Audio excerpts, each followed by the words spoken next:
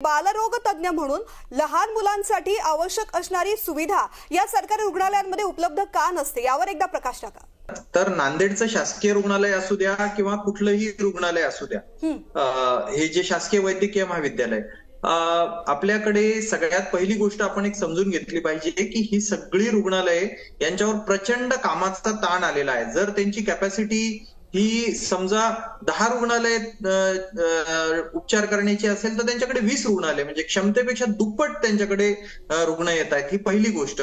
आणि दुसरी गोष्ट काय होतं की आपल्याकडे आरोग्य व्यवस्थेमध्ये प्राथमिक आरोग्य केंद्र, पहिले उपकेंद्र, त्याच्यानंतर प्राथमिक आरोग्य केंद्र, त्याच्यानंतर ग्रामीण रुग्णालय, त्याच्यानंतर जिल्हा रुग्णालय आणि यांच्या बरोबरीने कॉटेज हॉस्पिटल्स, इतर कामगार विम्याचे हॉस्पिटल्स, अशी शासनाची अवाढव्य ही जी यंत्रणा आहे ही अस्तित्वात आहे। पण आणि याच्यातून स्क्रीन होऊन फक्त गरज असलेली रुग्ण ही जिल्हा रुग्णालय आणि वैद्यकीय महाविद्यालयांमध्ये जायला हवी असं अपेक्षित आहे, पण असं कुठेही होत नाही। त्याचं सगळ्यात महत्वाचं कारण या सगळ्या सिस्टम मध्ये रुग्णालय यांच्यावर प्रचंड कामाचा ताण आलेला आहे। जर त्यांची कॅपॅसिटी ही समजा 10 रुग्णालय उपचार करण्याची असेल तर त्यांच्याकडे 20 रुग्णालय, म्हणजे क्षमतेपेक्षा दुप्पट त्यांच्याकडे रुग्ण येत आहेत। ही पहिली गोष्ट। आणि दुसरी गोष्ट काय होतं की आपल्याकडे आरोग्य व्यवस्थेमध्ये प्राथमिक आरोग्य केंद्र, पहिले उपकेंद्र, त्याच्यानंतर प्राथमिक आरोग्य केंद्र, त्याच्यानंतर ग्रामीण रुग्णालय, त्याच्यानंतर जिल्हा रुग्णालय आणि यांच्या बरोबरीने कॉटेज हॉस्पिटल्स, इतर कामगार विम्याचे हॉस्पिटल्स, अशी शासनाची अवाढव्य ही जी यंत्रणा आहे ही अस्तित्वात आहे।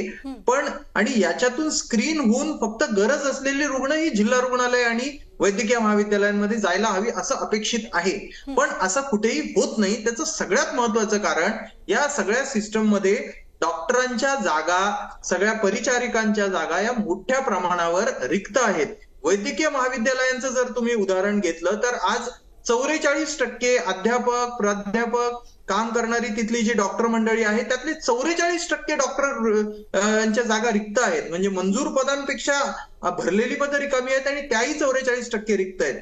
25 वैद्यकीय महाविद्यालय आपल्याकडे जे आहेत त्याच्यापैकी 11 महाविद्यालयांना आपल्याकडे पूर्ण वेळ अधिष्ठाता उपलब्ध नाही। जर सार्वजनिक आरोग्य, आणि आपल्याला हे विभाग वेगळे करता येणार नाहीत, सार्वजनिक आरोग्य विभागाचा जर विषय तुम्ही घेतला तर तिथेही जवळपास 41 संचालकांपैकी एक जर डॉक्टर असे त्याच्यावर थांबत नसतील, जागेवर त्यांच्या थांबत नसतील तर ही गोष्ट अत्यंत चूक आहे।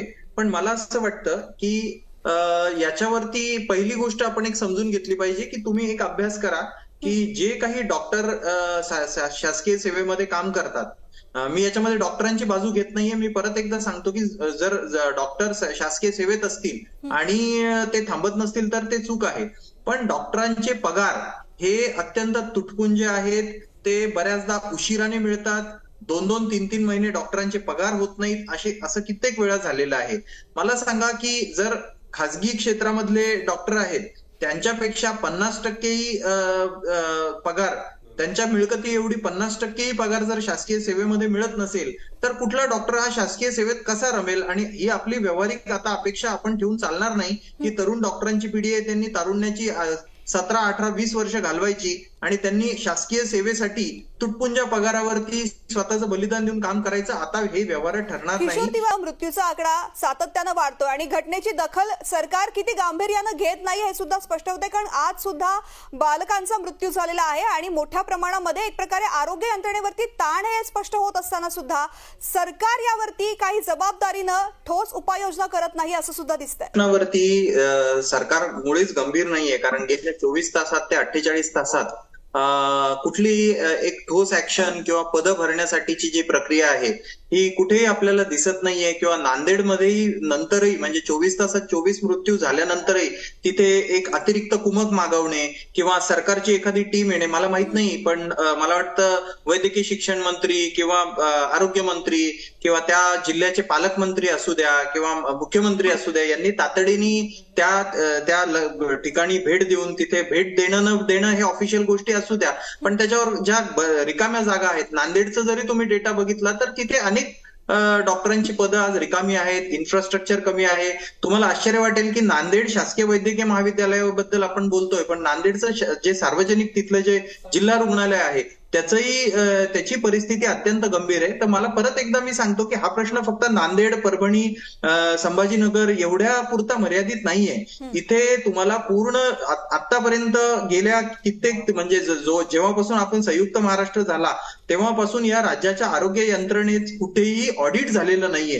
नांदेड या मेडिकल कॉलेजच्या प्रिव्हेंटिव्ह अँड सोशल मेडिसिन विभागातर्फे 6 महिन्यातर्फे याच रुग्णालयात एक सर्व्हे झाला होता, जो एका जर्नलमध्ये पब्लिश झालाय. त्या सर्व्हेमध्ये असं दिसून आलं होतं की ऍव्हरेज जेव्हा या शंकरराव चव्हाण वैद्यकीय महाविद्यालयाच्या रुग्णालयामध्ये एखादा रुग्ण येतो तेव्हा त्याला डॉक्टरची भेट होण्यासाठी 1.25 तासाचा अवधी लागतो.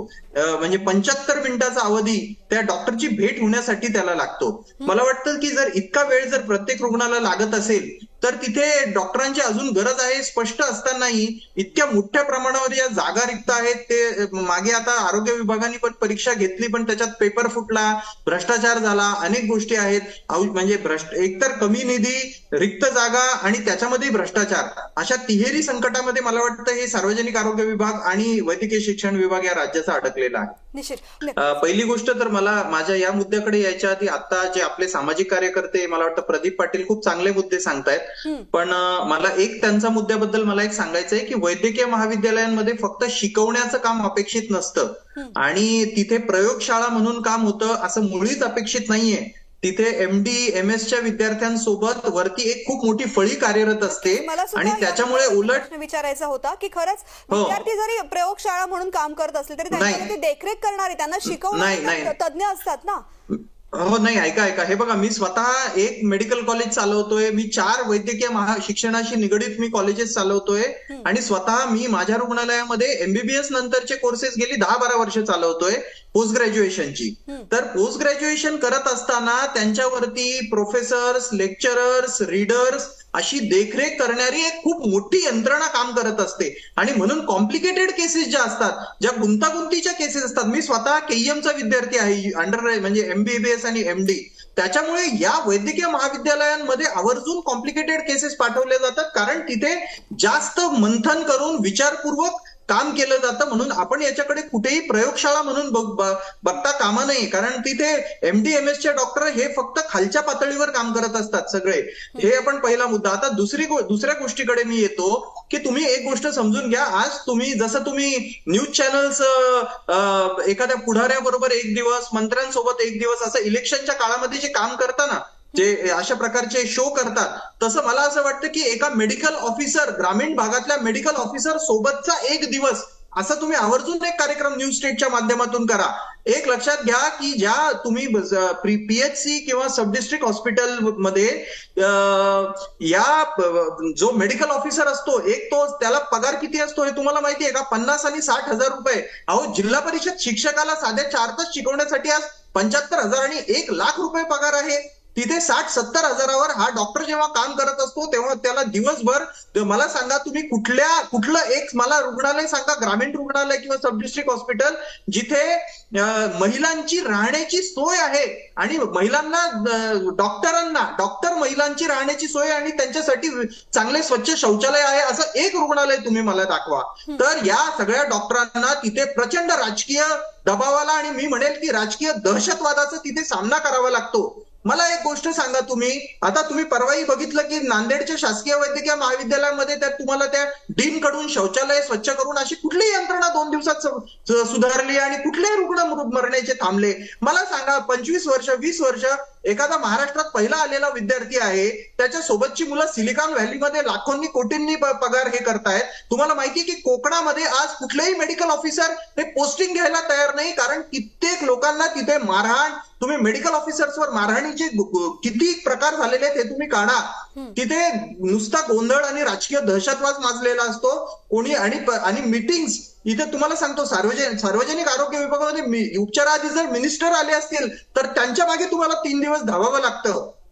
मीटिंग्सवर मीटिंग्स. या मीटिंग्स मधून नेमकं निष्पन्न काय होतं हे कोणालाही माहित नाहीये. म्हणून मी परत एकदा सांगतो की MBBS झालेल्या मुलांनी तुमच्या दबावाखाली तुमच्या शिव्या खायच्या मेडिकल ऑफिसर डॉक्टर म्हणून आणि तुटपुंजा पगारावर 60-70 हजारावर त्यांच्या आयुष्याची राखरांगोळी या तुमच्या पूर्ण अनऑर्गनाइज सिस्टम सारखी करायची, असं आता येणारी पिढी करणार नाही. मागच्या पिढीने केलं असेल याला उत्तर. 17,000 पदं का रिक्त राहतात? अमेरिका, USA, न्यूझीलंड, UK या चार देशांच्या ग्रामीण भागातल्या आरोग्य यंत्रणा या भारतातल्या डॉक्टरांनी एका करंगळीवर तोलून धरलेल्या आहेत. का देश सोडून त्यांना तिकडे जायला हौस आहे? इथे आपले आई वडील सोडून का जात असतील ते इथे? का आपल्याकडे सरकारी डॉक्टर येत नाहीत? 17,000 जागा आपल्या का रिक्त राहतात? याच्यावर कधी आपण संशोधन केलंय का? हे मला या शासकीय यंत्रणेला आवर्जून विचारावं वाटतं. की त्या तुम्हाला माहितीये का, नांदेड रुग्णालयामध्ये स्वीपर्सच्या पोस्ट 50% रिकाम्या आहेत. ह्या 50% रिकाम्या पोस्ट या भरण्याची जबाबदारी डीनवर नसते. अहो, डीनला मिनिस्टर समोर बसण्याची पण सोय नसते. माहितीये का तुम्हाला? कोणी काही, डीन हा अत्यंत प्यादा छोटा एक भाग असतो त्या सिस्टमचा. त्याचा काहीही संबंध नसतो त्याच्याशी. फक्त वरून आलेला आदेश ऐकायचं, होय सरकार म्हणायचं आणि उभं राहायचं. एवढीच या पूर्ण सिस्टम मध्ये एका डॉक्टरला, डीनला हे आहे. मी स्वतः सगळ्या सिस्टमचे जवळून बघितलेला म्हणून अत्यंत जबाबदारीने सांगतो. तुम्ही मिनिस्टरच्या बंगल्यांवर जा, किशोर तिवारीजी मिनिस्टरच्या बंगल्यांवर जा आणि तिथे डीनला आणि या सगळ्या प्राध्यापकांना कशा प्रकारची तुम्ही ट्रीटमेंट मिळते हे बघा. आणि त्याच्यानंतर तुम्ही आत्मसन्मान विकून, गहाण ठेवून या डॉक्टरने आयुष्याची राखरांगोळी करून घ्यावी अशी अपेक्षा ठेवणं हे अत्यंत अव्यवहार्य वाटतं. उपाययोजना काय करता येतील आणि जर नियुक्त केल्यानंतर भ्रष्टाचार होत असेल तर मग काय उपाय करणार? उपाययोजना याच्यासाठी खरं तर अत्यंत सोप्या आणि सहज आहेत. की हा विभाग जोपर्यंत भ्रष्टाचार, म्हणजे काय होतं की आरोग्य क्षेत्राची, खरं तर आरोग्य क्षेत्र, सार्वजनिक आरोग्य, या वैद्यकीय शिक्षण विभाग यांचे प्रश्न सोडवणे अत्यंत सोपं आहे. पण राजकीय इच्छाशक्ती जोपर्यंत आपल्याला दाखवता येत नाही, जोपर्यंत वरची सत्ताधाऱ्यांची सगळ्यात सर्वोच्च यंत्रणा हे ठरवत नाही की आपल्याला हे 2 विभाग, कारण हे थेट लोकांच्या जीवाशी संबंधित आहे. एक गोष्ट लक्षात घ्या की महसूल, सार्वजनिक बांधकाम किंवा इतर विभागातले भ्रष्टाचाराचं आपल्याला समर्थन करता येत नाही. पण इतर म्हणजे बदल्यांमधला किंवा याच्यातला भ्रष्टाचार झाला तर कदाचित कोणाचा जीव जात नाही. पण या 2 क्षेत्रातला भ्रष्टाचार आणि इथल्या दुर्लक्षामुळे थेट सर्वसामान्यांचा जीव जातो, मृत्यूचं प्रमाण वाढतं, लहान बालकांचे जीव जातात. तर मला वाटतं की सत्तेच्या म्हणजे पूर्ण त्या वर्तुळातून बाहेर येऊन एक माणूस म्हणून जोपर्यंत आपले सत्ताधारी विचार करत नाहीत की या 2 विभागांना तरी आपण भ्रष्टाचारातून बाहेर ठेवू आणि राजकारणाच्या पलीकडे जाऊन आपण ह्या सिस्टम्स आपण सुधारू आणि आपण याच्यासाठी अकाउंटेबल आहोत, आपण याच्यासाठी जबाबदार आहोत, असं ते जोपर्यंत ठरवत नाही आणि वरच्या शिरस्थ पातळीवरचा जोपर्यंत भ्रष्टाचार याच्यातला थांबत नाही, तोपर्यंत मला तरी ही व्यवस्था सुधरेल असं काही वाटत नाही.